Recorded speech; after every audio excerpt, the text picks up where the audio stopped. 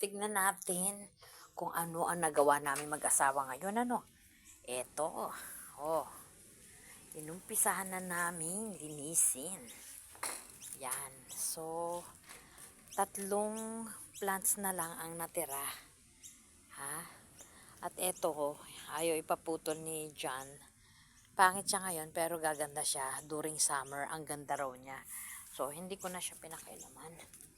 Ngayon, ito pa, arawan ko yung ilalim.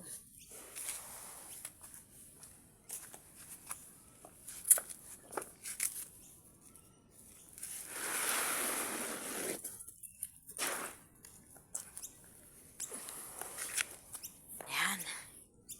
O, diba? Para luminis-linis.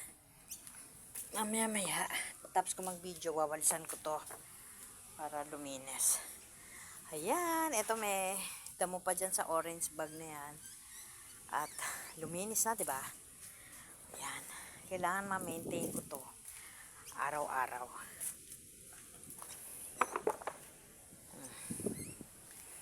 Diba?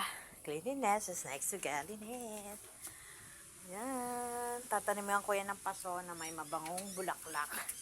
Siguro, mamimili ako ng bulaklak ng puti. Bye for now.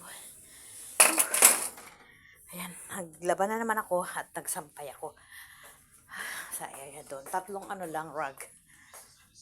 Yun o. Ayan. Okay, bye-bye for now. Ganda niya, di ba?